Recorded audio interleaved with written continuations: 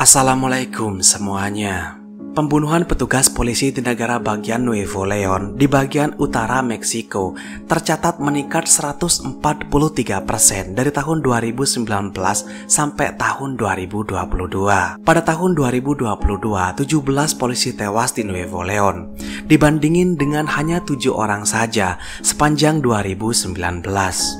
Jumlah polisi yang tewas di Nuevo León hanya mewakili sebagian kecil dari total jumlah nasional di Meksiko. Dinamika kriminal itu terjadi karena Nuevo León jadi titik transit penting bagi para migran dan pengiriman narkoba yang menuju ke Amerika Serikat.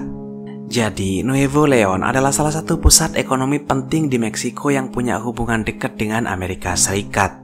Sebagai contoh, kejahatan yang bisa muncul di Nuevo León adalah pencucian sejumlah besar pendapatan gelap dari bisnis narkoba, penyelundupan migran, dan kegiatan ekonomi kriminal lainnya tanpa menimbulkan banyak kecurigaan. Jadi Nuevo León ini adalah negara bagian di Meksiko yang penting banget untuk dikuasain karena bisnis-bisnis gelap bisa merdeka banget kalau di situ.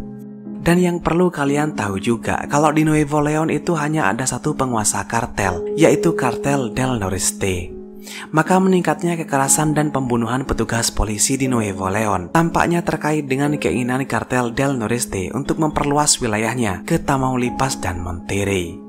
Nah, pertanyaan muncul, alasan apa yang bikin polisi-polisi itu dihabisin oleh para kartel? Ada banyak alasan, kayak gak mau bekerja sama, berpihak ke kartel lain, cawe-cawe masalah kartel, dan lain-lain.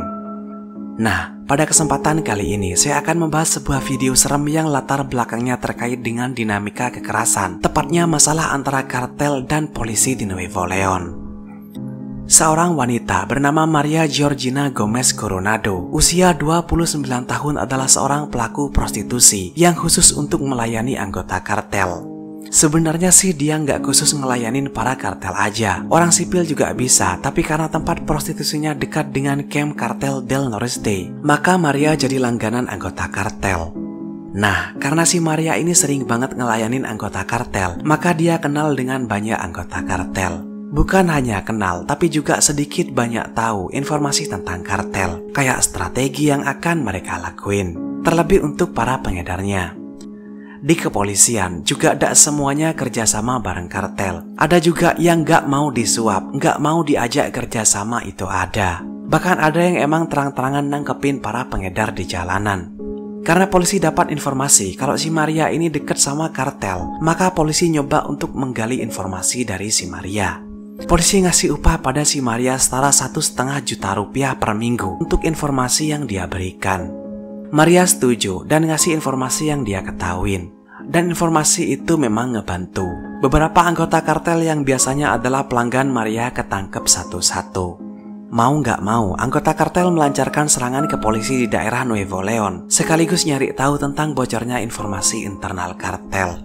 Dan pencarian jejak mengantarkan anggota kartel kepada Maria. Kini mereka tahu bahwa si Maria lah orang yang telah membocorkan informasi kartel. Oleh karena itu, Maria diculik saat keluar dari rumahnya, dibawa ke suatu tempat, dan dibuatkan video seramnya. Video si Maria ini sebenarnya nggak seberapa serem kalau dibandingin dengan video-video yang udah pernah saya bahas. Tapi menurut saya, penting untuk saya membahasnya, karena latar belakang dari video ini menjelaskan satu di antara banyak alasan yang pada akhirnya menyebabkan meningkatnya kekerasan terhadap petugas polisi di Nuevo León. Hal lain yang bikin kasus Maria ini jadi lebih menyedihkan adalah karena Maria meninggal dengan meninggalkan satu anak perempuan yang masih kecil. Video yang saya maksud itu berdurasi hampir 1 menit yang direkam pada malam hari di halaman kosong. Video dibuka dengan memperlihatkan seorang wanita duduk di tanah, matanya dilakban, tangannya dilakban. Setelah itu seorang sikario dari belakang kamera menginterogasi si wanita yang pada intinya menjelaskan bahwa si wanita bernama Maria Georgina Gomez Coronado, 29 tahun, seorang yang mengaku melakukan prostitusi. Maria juga mengaku telah membocorkan informasi kepada petugas polisi yang ditempatkan di Las Gardenias. Wanita itu mengaku bahwa dia tinggal di Jalan Guadalupe Perez nomor 415 dan bahwa dia dibayar antara 1.500 sampai 2.000 peso seminggu untuk layanan seksual dan informasi. Sikario di belakang kamera lalu menanyakan siapa saja nama-nama polisi yang diberi informasi. Maria menjawabnya. Setelah mendengar nama-nama polisi itu, Sikario di belakang kamera memerintahkan untuk menembak Maria. Saat itulah tembakan dari arah kanan mengenai pelipis kanan korban. Korban terjatuh ke belakang, tangannya ke atas seperti kaku, dan videonya pun berakhir. Kisah ini menurut saya cukup menyedihkan. Saya hanya bisa menyarankan kepada kalian untuk jangan pernah terlibat dalam bisnis narkoba atau kegiatan ilegal lainnya, agar saya bisa menemui kalian pada kesempatan berikutnya. Terima kasih sudah menonton.